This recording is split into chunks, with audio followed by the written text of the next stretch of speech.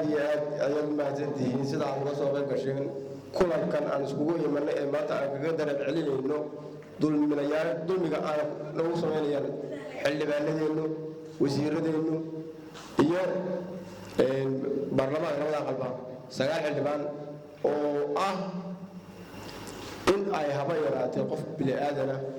oo ciise ah ayna wax ugu qabeen malaa dalkana waxaan ku leenahay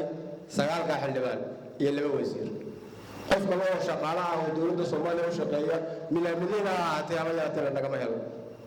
haddii wasaaradii oo dhan ay noo dhigteen isbaaro oo kii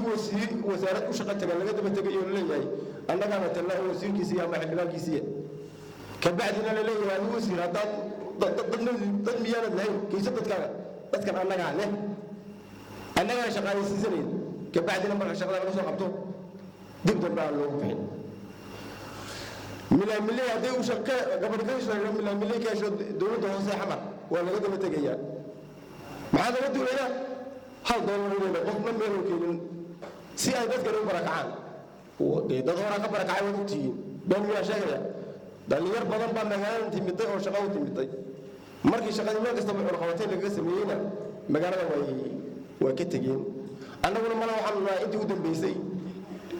waa laga badaynaa mala inaan anagu laga tagno waa iyaguna saay rabaan weeyaan ilaahayna kama dhigayo sida iyagu doonaan waxay noqon doontaa sida annagu aan doonayno rabbina uu nagu garab galo ayaad mahadsantihiin dowladda Soomaaliya waxaan ka codsanaynaa madaxweyne Cabdilaahi Farmaajo dalkan adaa ka mas'uula dalka iyo dadka iyo diinta mas'uuliyad adiga ayay ka saaran tahay annaguna waxa ka mid nahay dadka ay ka saaran tahay maaragtay waajib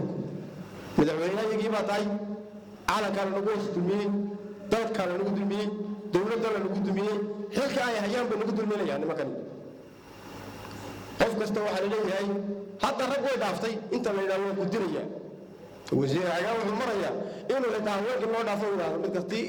fikirkeeda ka dibada ama Facebook wax ku soo qortay inuu yiraahdo waa ku diraya annaga way la dhaaftay anigu مثلا saddex jeer ka badan buu yahay gabuur waa ku diraya muxuu ku diraya waa fikirkayga anigu ka dhigtay isa aan uga soo horjeedo iyo dulmiga ay dadka ku sameeyaan mana aqbali doono intaas ayaan maanta dowladda Soomaaliya ra'iisul wasaaraha Soomaaliya waxay xiraan aniga waa soo xidhan waa lagu dooday waa kala oo sameeyay maayni waa bacad wala isda ra'iisul wasaare roobna waxa uu leeyahay dadkaasi laba matalaan mudane madaxweyne waxa leeyahay dadkaasi laba matalaan